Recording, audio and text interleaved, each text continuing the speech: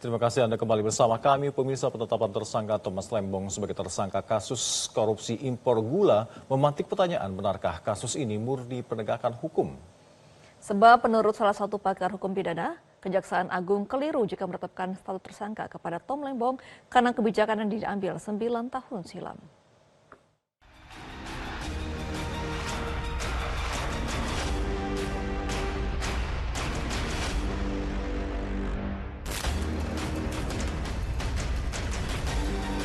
Selasa 29 Oktober 2024, publik dikejutkan dengan konferensi pers Kejaksaan Agung Republik Indonesia terkait perkembangan kasus korupsi impor gula yang mengumumkan Thomas Trikasih Lembong atau TTL sebagai tersangka. Thomas Trikasih Lembong yang biasa disapa Tom Lembong diduga Kejagung merugikan negara sebesar 400 miliar rupiah saat ia mengeluarkan izin impor 105.000 ton gula. Kebijakan itu diambil Tom Lembong ketika menjabat sebagai Menteri Perdagangan pada tahun 2015-2016. Tom Lembong bersama CS yang merupakan Direktur Pengembangan Bisnis PT PPI disangkakan pasal 2 dan 3 Undang-Undang Tindak Pidana Korupsi yang mengatur kategori kerugian keuangan negara. Kejagung menilai Tom Lembong dinilai menyalahi prosedur karena memberi izin impor gula kepada perusahaan swasta. Padahal saat itu Indonesia sedang mengalami surplus gula.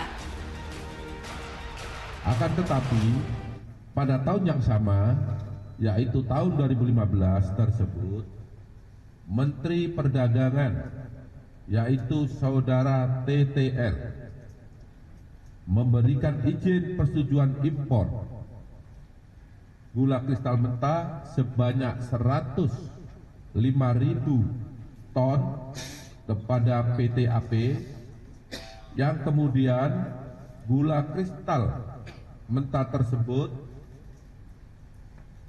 diolah menjadi gula kristal putih atau GKP. Sesuai dengan keputusan Menteri Perdagangan dan Perindustrian nomor 527 tahun 2004, yang diperbolehkan impor gula kristal putih adalah BUMN. Tetapi berdasarkan persetujuan impor yang telah dikeluarkan oleh tersangka TTL, impor gula tersebut dilakukan oleh PT AP, dan impor gula kristal mentah tersebut tidak melalui rapat koordinasi. Meski begitu, penetapan Tom Lembong sebagai tersangka kasus korupsi impor gula dipertanyakan sejumlah pihak. Pakar hukum pidana Abdul Fikar Hajar menyebut Kejagung keliru jika menetapkan status tersangka kepada Tom Lembong karena kebijakannya diambil 9 tahun silam. Fikar khawatir banyak orang tak mau menjadi pejabat publik lantaran kebijakan yang dibuat menjadi perkara hukum di kemudian hari. Nggak bisa sembarangan kejaksaan menetapkan orang bekas pejabat publik gitu ya karena kebijakannya kemudian dia dikriminalkan, pidanakan. Kecuali, ada kecualinya memang. Kecuali bisa dibuktikan bahwa dari kebijakannya itu dia mendapatkan sesuatu, ya, mendapatkan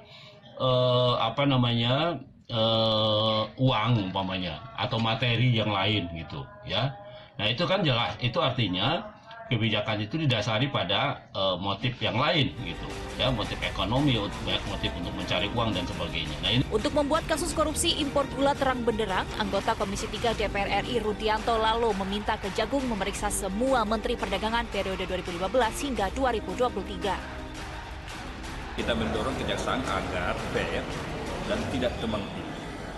Kalau Tom Lembong ditersangkakan hanya kebijakan impor, seharusnya menteri-menteri lain juga ikut diperiksa supaya prosesnya dianggap adil oleh masyarakat. Penegakan hukum harus didorong, penegakan hukum yang fair dan adil. Bagi pakar hukum pidana Asmi Syahputra, permintaan agar Kejagung memeriksa semua Menteri Perdagangan periode 2015-2023 penting dilakukan untuk mendapatkan fakta yang berfungsi sebagai data pembanding yang jelas terkait kebijakan impor gula. Saya sepakat tadi, mau tidak mau kita harus melihat kepada data kan, karena itu adalah fakta. Satu hal atas peristiwa yang benar-benar terjadi dan dapat dibuktikan, kan sanding aja begitu. Nah, kalau tadi memang pada waktu itu memang katakanlah hasil produksi tebu kita atau gula kita memang dalam keadaan keterbatasan, berarti ada satu keadaan yang berbeda. Tapi kenapa juga dibuka misalnya kepada perusahaan mana, berarti kan masuk ke dalam mekanisme, terlepas dari ada keadaan keterbatasan. Ini yang tadi dibilang, makanya ada beda antara pasal 2 dan pasal 3 Undang-Undang Tindak Pidana Korupsi. Di pasal 2 itu bisa ditujukan kepada setiap orang. Sedangkan di dalam pasal 3-nya itu adalah kepada orang yang mempunyai kewenangan, ya kan? Kewenangan yang menyalahgunakan sarana, jabatan, kesempatan untuk memberikan keuntungan kepada orang lain sekalipun tidak. Jadi berarti kan kita akan fokus gitu loh. Katakanlah itu sebagai langkah antisipasi kebijakan tadi. Tapi lagi-lagi, adakah pelanggaran prosedural? Adakah pelanggaran yang secara profesional? Jadi ini yang harus dilihat, kesempatan yang dikasihkan pada waktu itu untuk katakanlah untuk mengantisipasi kekurangan, kesempatan sarana dan jabatan itu digunakan secara azas kepatutan tidak, kecermatan atau tidak. Sementara itu, Kejagung menegaskan tidak ada unsur politisasi dalam penetapan Tom Lembong sebagai tersangka kasus korupsi impor gula. Pasalnya, Kejagung telah mengantongi cukup bukti, apalagi penyidikan kasus korupsi impor gula ini sudah berjalan sejak lama. Dalam setahun, penyidik setidaknya telah memeriksa 90 saksi dan Tom Lembong sendiri telah diperiksa sebanyak 3 kali.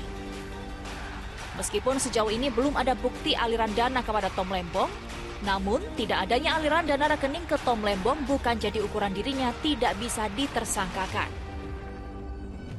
Pertanyaan saya justru muncul, apakah peristiwa itu bisa muncul kalau tidak ada regulasinya? Tapi sebagai menteri kan dia memang punya memiliki. Apakah regulasi itu benar? Ya? Walaupun nggak ada aliran dana ke Tom Lembong. Apakah aliran dana ada baru disebut satu tindak pidana korupsi?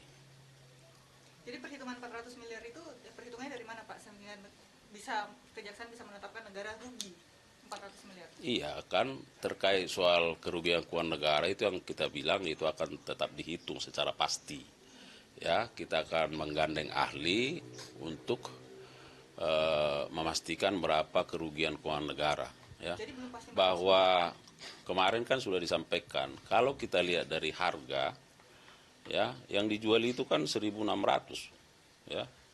Harga eceran tertingginya kan berapa? 1.300, ya. Ada selisih enggak? 13.000. Nah, dijual kan sekali lagi 13.000. Dijual 16.000.